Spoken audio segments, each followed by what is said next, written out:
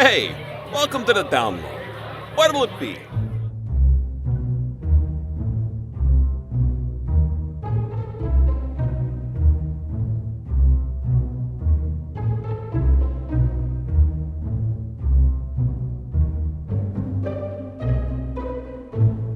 Greetings and welcome to another episode of the Lowdown at the Download. This is a show where we get up close and personal with the talented cast and crew of the audio series Heroes of Extinction. I am your host, Jason Braden, and today on our show, I have the honor of speaking with the imaginative, the creative Samantha Alban. Hello, Samantha. Hi, how are you?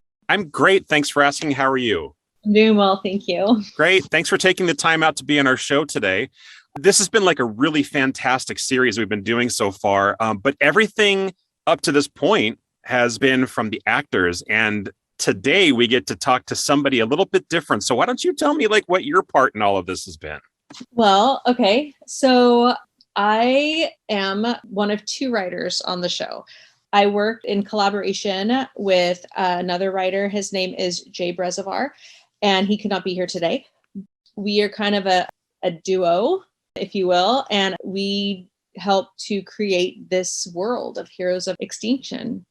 So you and Jay, in essence, wrote the story. You thought it up, you put it on paper, everything. Okay, so going way back when, let's see, 2020, I believe, in like the spring of 2020, I get Jerry, the producer, he contacts me and just said, hey, I kind of have this superhero show concept.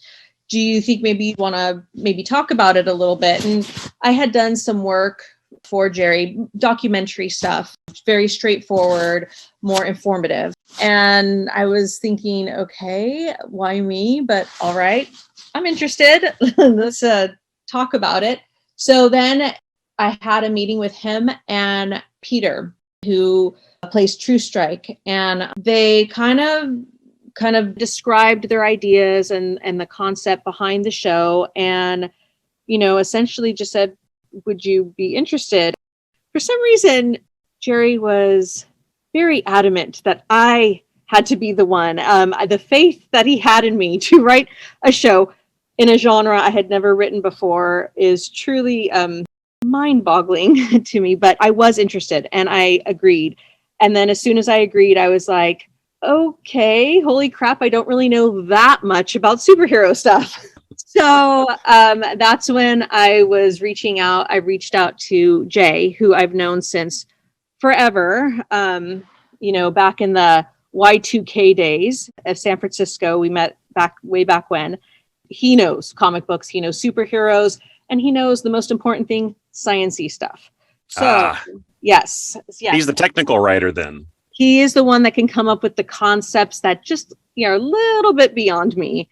Gotcha. So I asked him if he would be interested in helping me, if he would be interested in being a soundboard and throwing out some, helping me with some of the, I guess, higher level superhero science fiction-y concepts that were brand new to me, as being fairly new to the genre. And he agreed. So that actually helps with part of that was going to be one of my next questions is I've never really heard of like a duet when it comes to writing a story before. As I was going to ask, how did you guys, collaborate on this? So you were more of the character development and he was more of the science-y stuff.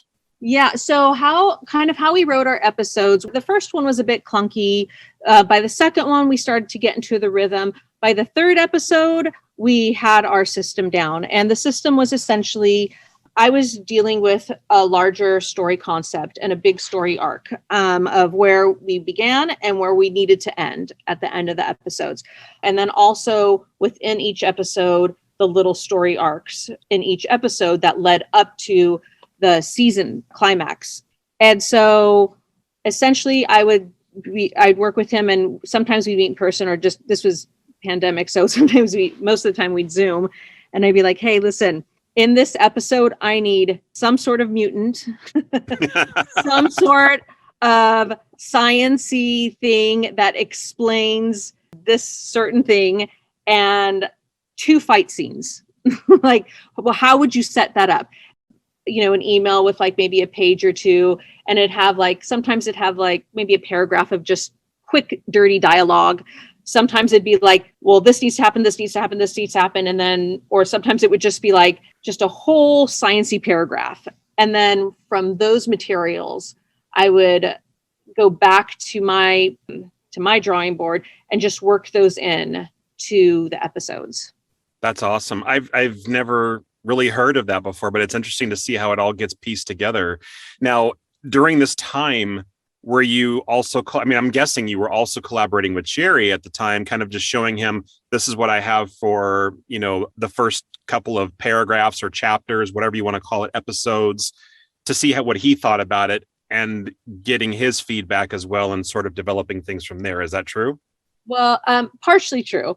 I would say that and I'll say it again, I really have no idea why Jerry trusted me so much. But essentially, I would write an episode, I'd come up with an idea, and then I would just, and he wouldn't have seen it, and then I just would email the draft to him, the whole episode, and I'd be like, okay, thoughts. Okay. On this. And what do I need to do? What do I need to fix? And essentially, he was so positive and so supportive, and just really, would give me his thoughts. He'd share it with Andrew, the narrator, and other producer, and they would just give me a little feedback, things I needed to tweak. They'd come up back with questions, and it was kind of like a living document. Like episode 1 would move into episode 2, but if a question came up in episode 2 that needed to be fixed in episode 1, we'd have to kind of smooth those out. And then episode 3 and episode 4, I just kept going on. And then it got to the point he's like, I can't wait for the next episode. I can't wait for the next episode. I'm like, oh my gosh, like, I guess we're doing this here.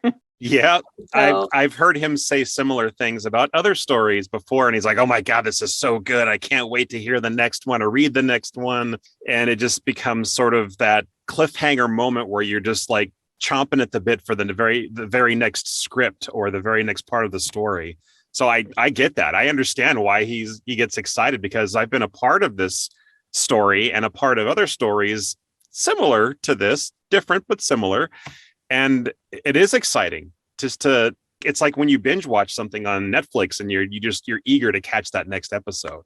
So let's set the Wayback Machine a little bit further than 2020. You said that you were already collaborating with Jerry on some other projects, but let's go a little bit further back than that. How did you guys meet? Where did it all come together? oh my gosh, I do write novels. I attempt to write novels. Way back then, I was just having my very first book published. I was just looking for ways to expand on and broaden my craft. And so, like a lot of writers do, I opened Craigslist, and there is an ad for Theme Parkology, but just for somebody to write a documentary script. And I thought, well, because I'm in education, and I thought, I don't even know how many educational documentaries I have seen as a student and then as an educator. Like, I think this might be, something that I could do. Trying to blend that entertainment, informational type of writing together. And so essentially, I just answered the Craigslist, and a couple days later, I got an email from Jerry, and he said, "Well, how about we, give this a shot?" And I wrote the Enchanted Secrets of Disneyland. That was the very first one. Fantastic. And that was that was kind of like a very big learning moment for me, just to how to write in a documentary format, just because I was so used to like novel and like fiction, and so just writing it just a little bit differently.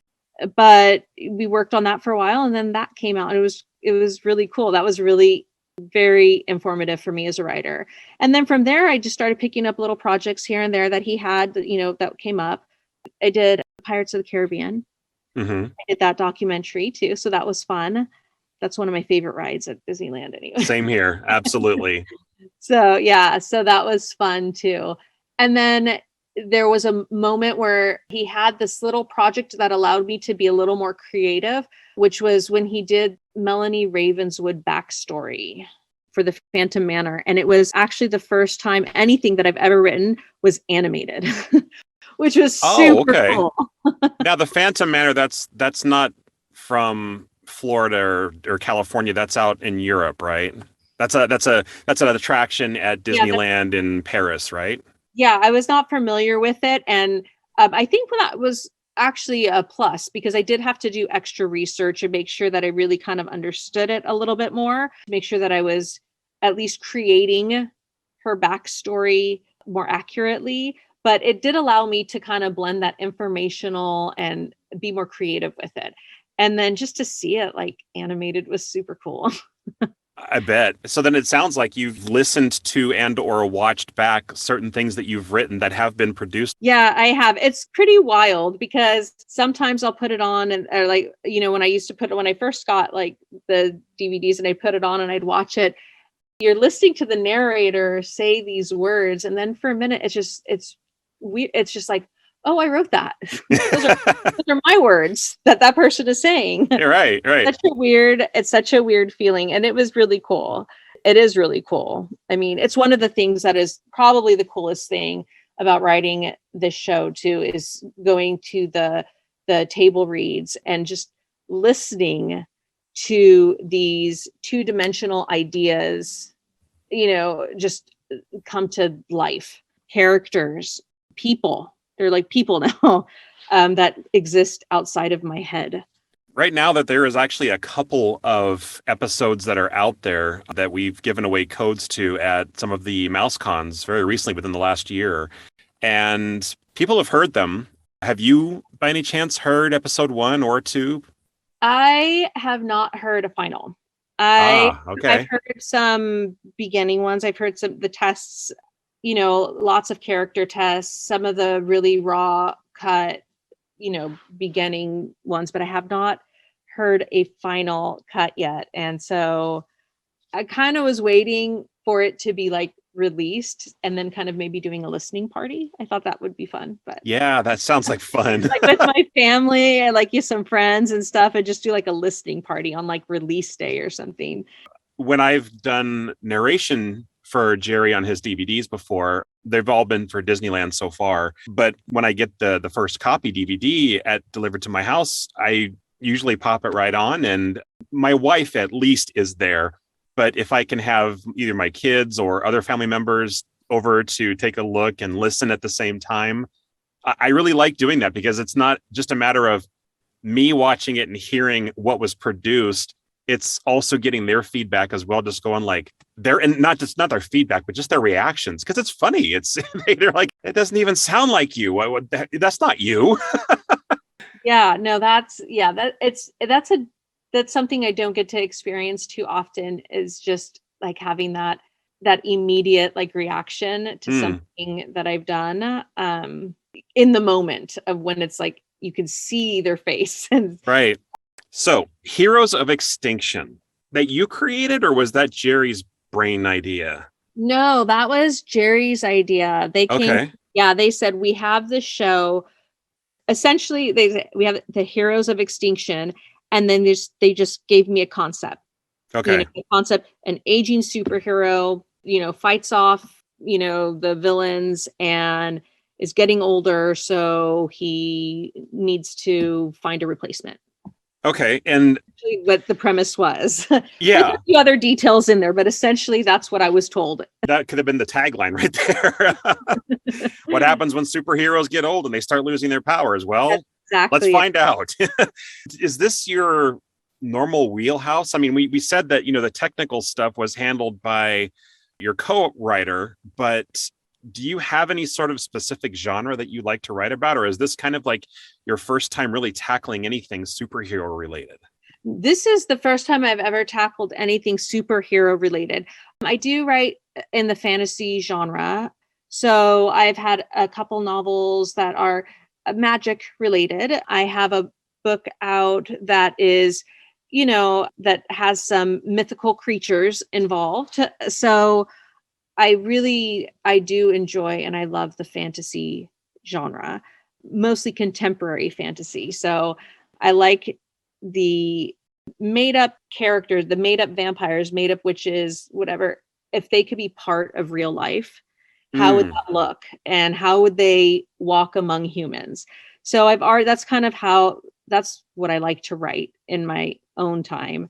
So just kind of transitioning to superheroes, that the fantasy, the mythology behind it was something I could kind of get on board quickly with. I mean, other than checking in with Jay about like, would this be appropriate for superhero? Would this be appropriate? Is this too far away from the genre?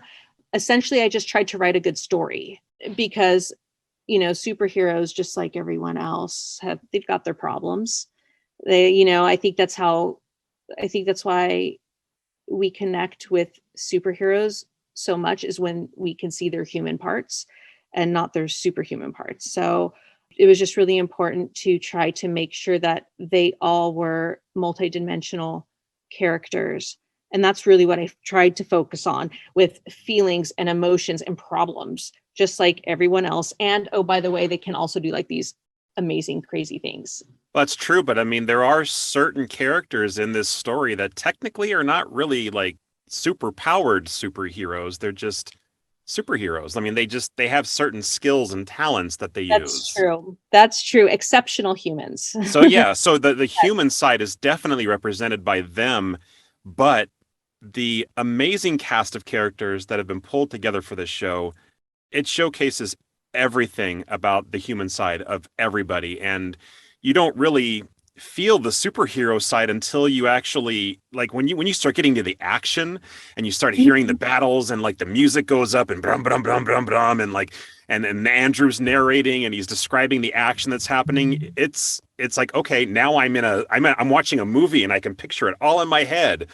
So that's where it gets really exciting. But then when that's all done, it comes back down to the ground, and then it's back to the story again. And that's, again, where the human contact comes in. And I think you did a brilliant job with this entire story. Well, thank you. I just have to say, though, it was like my job was like, I'm like the behind the scene. I'm like the pencil pusher, but like the actors, like, and just getting to know them and just knowing what their strengths are and their abilities. Really, as the show progressed, I was able almost to write to their strengths as I got to know them better. And they really just formed the hell out of it. It's just they just such a good job. It just really make my words sound a lot better. So with the challenges that you faced, not typically writing superhero stories, let's talk about like the beginning of the story. Were there any specific challenges where you were just like stuck, and like you brought the challenge to Jay and Jay brought it back to you, and then you guys brought it back to Jerry? Was there anything that was like, any one specific example you can give that you needed somebody else's advice to say, I need help putting this in, without giving away too much of the story, obviously? Well, I mean, really, when I got stuck, when I didn't know where to go, or when I knew deadline was looming, and I was still like 25 pages away, that's when I would really like lean into Jay and just be like, hey, how is this going to work? The way we collaborated, he was the sounding board, and he would say some things and I'd be like, that doesn't make any sense. We're kind of like a brother and sister. I'm like, that makes no sense. Why are you saying that?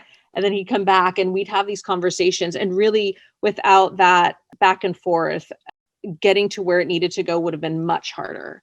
It was much more difficult. There were some challenges presented at the end of the series with episodes 6 and 7.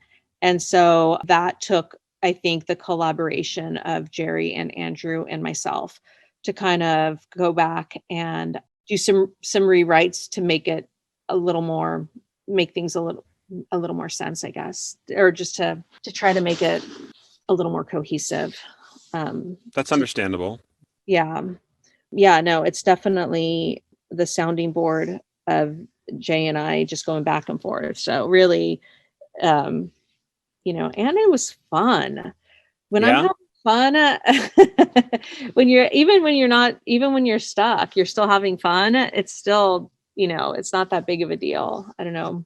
Jerry's was really flexible a lot of the time too, knowing that I was still learning, being able to, talk to Andrew about script format and then even having one-to-ones with characters and be like, what do you think your character would do? Just to see, because, they were starting to embody these characters to maybe get helpful hints or tips or how they felt this character growing, and just kind of taking it all in and just kind of collaborating with everyone really helped get me out of stuck places.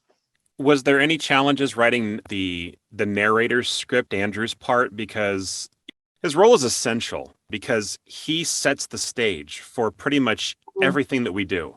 And I feel like that part is very critical to the people that are going to be speaking after he sets that stage. And it gives us an idea of like, okay, I'm angry in this scene, or, I'm broken a little bit and I'm kind of hurt, or I'm down, or I just got my butt kicked by a mutant. Was there anything that like presented itself as a challenge, or was it just easy just to say like, okay, well, he's going to say this, so this is what's going to happen? Andrew's very eloquent. He is. Let me rephrase that. Maybe it's an odd question, but I guess with typical story writing, you are the person sort of just writing things as they happen in between dialogue, and it's a third person talking about other people happening. But in this case, the third person is the narrator. And he's got a lot of dialogue that he uses to set up. So was there any challenge writing it differently in the sense that the narrator itself is a character? So when I'm writing fiction, you have the character dialogue, and then you have everything else. It's the narrator essentially, but people are reading it, right? Mm-hmm. It's describing everything, the setting. It's describing, the action that the characters aren't saying, what's happening outside of the dialogue.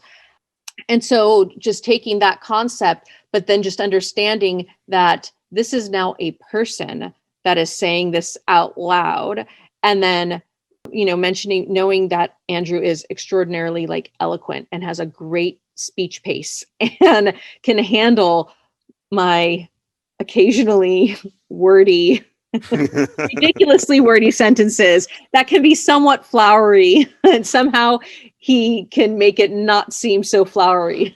Just knowing that he can do that, he's able to translate those bits into like a more of a living, breathing narration, as opposed to what somebody would read in a book. I knew that when I was writing it for a person, you have to write it a little shorter, more succinctly. It's much different than when you're writing in a book and you have time. But the narrator needs to say what needs to be said in the best possible way, as quickly as possible, so that the next scene can happen. Now, the other interviews that I've done have all been with voice actors, and I touched on this with you a little bit before we started our interview here, and I introduce a clip where they've done the audio for their character in it. But obviously, you were the one that kind of pulled everything all together along with Jay. I got to keep mentioning him because, it was the both of you guys that really helped to pull this all together with Jerry. But was there any particular moment that you're like, this particular scene was very memorable, something that we can maybe sort of play for people and have you set up the scene for? The scene with the Fire Reaper. Is that in the first episode? In the first episode of first episode. Yeah, the end of the first episode. The Fire Reaper scene with Michael. That was one of the first times when I heard him and Peter kind of interacting, and that voice, and then I heard like the sound effects, and it was like the first time I heard everything come all together, and I was like, oh, holy crap.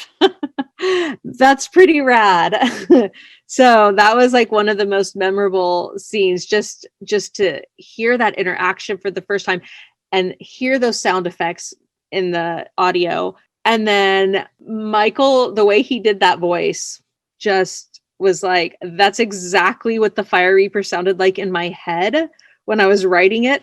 How did he like pull that voice from my brain? So it was pretty crazy. I think that he made an impression on more than just one person, because when I do the opening intro for Heroes of Extinction, he gets special credit because I list all the other actors in there. And when I get to Michael Yurchak, It's not just Michael Yurchek, it's Michael Yurchek as the Fire Reaper. I think we can actually play that clip for everybody who you set the scene up for. So let's go ahead and roll that and see what exactly we're talking about here. Roll the clip. This will not happen. He will not allow innocents to die. His vision clears, and he launches himself directly into the chest of the Fire Reaper. The two tumble into the stage curtains, which are instantly set ablaze. Well, if it isn't my biggest fan. I warned you, Fire Reaper. Time's up. It's your curtain call. It's too late, True Strike. This is already a room full of dead people. Fire Reaper summons a whole new level of power. True Strike recognizes that the energy is beyond control and jumps away to cover Davina from the imminent blast. He wraps his arms around her and shields her from the impact as fire consumes the ballroom. True Strike presses away from Davina and looks up to lock eyes with what little humanity is left in Fire Reaper. His stomach drops as he realizes Kenneth Egan no longer exists. The Fire Reaper is in full control. True Strike looks back to Davina. Thanks for the save, but don't stop now. Stop him!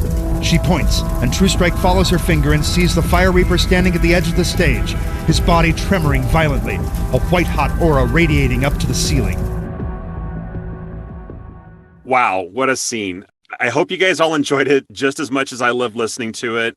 That was really powerful. I love listening to the action scenes. I know we've talked about it already, but it's a perfect taste of just everything that this story is about. And I think, again, you guys did such a great job writing all of this, because it's not only just the dialogue, it's the scene, it's the description, and you're narrating the description of the scenes. Just phenomenal. Thank you. That's one of my favorites. So we've only got a couple more questions here before we wrap this up. One of the questions that I wanted to ask before I kind of get into the closing here is, and I'm going to be a little selfish about this, what about Chuck? How did you write about Chuck? And yeah, I know I did not prepare this as one of the questions, but I got to know, what's his background? How was he a boxer? Like, did you pull that from somebody? Because that seemed very specific, that it's this ex-boxer who works at this bar that all the superheroes go to. And I love it. And a lot of people love that character, even though he's just kind of like peppered in here and there. But was there any sort of inspiration behind creating his persona?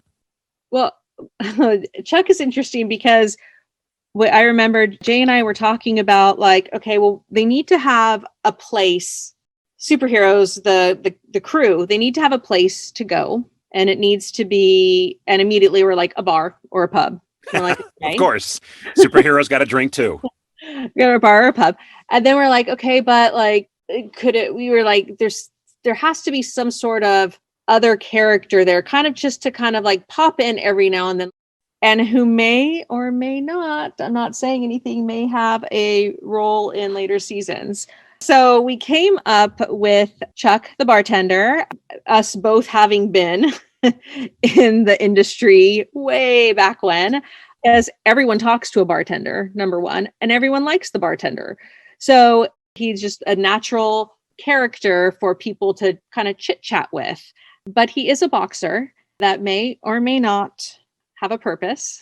I appreciate your candor, at the same time also giving a mild description of what his character was created for.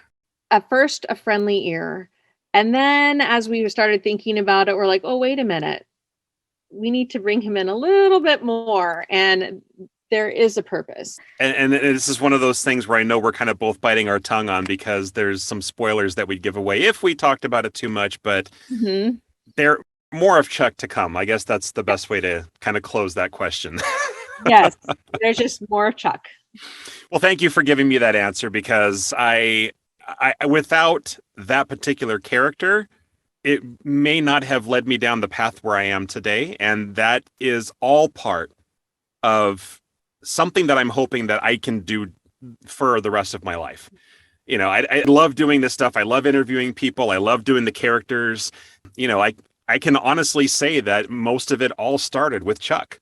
And if his character hadn't have been written, who knows what would have happened? You know, I mean, it's just one of those what if moments. And for those of you who have watched Marvel or have ever seen a comic book that says, what if, there's a story for you right there. What if Chuck didn't exist? What if?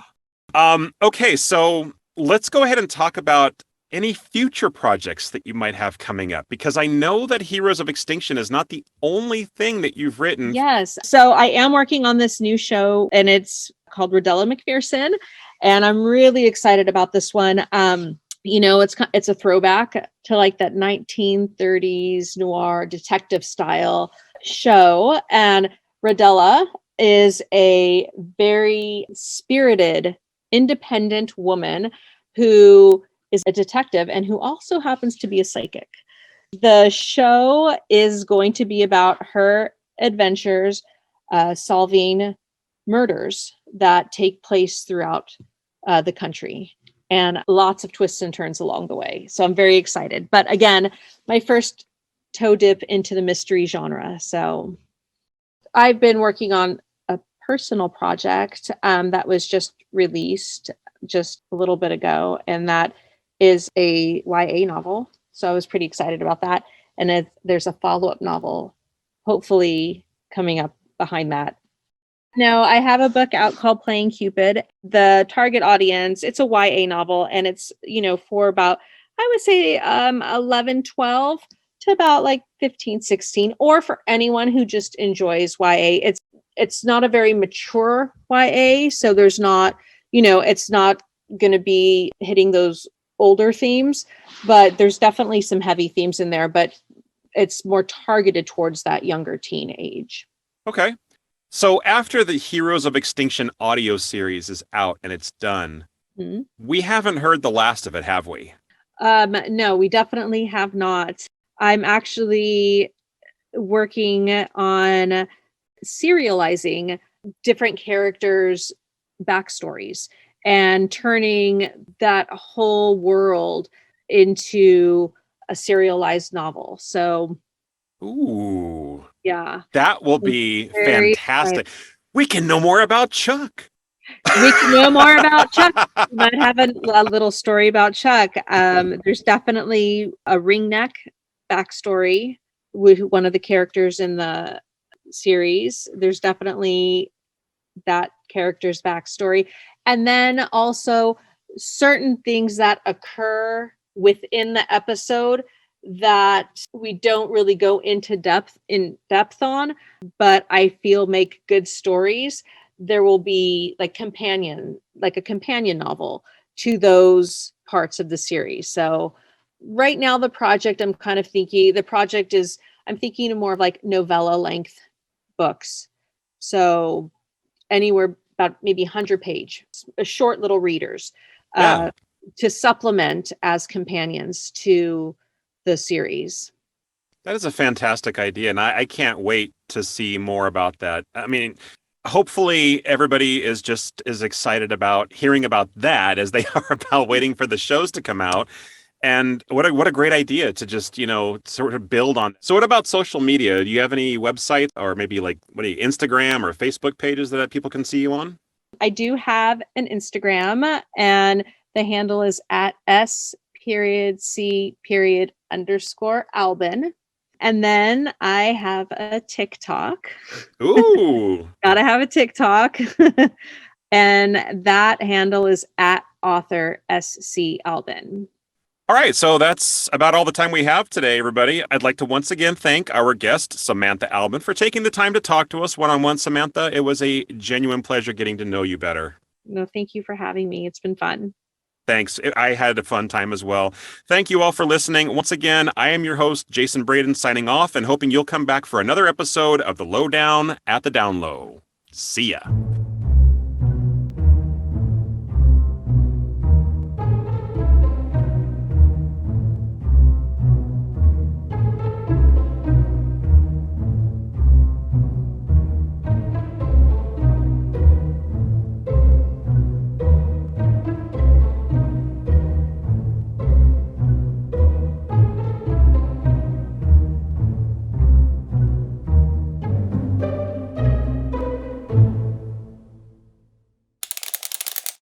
All great stories begin with adventurous ideas.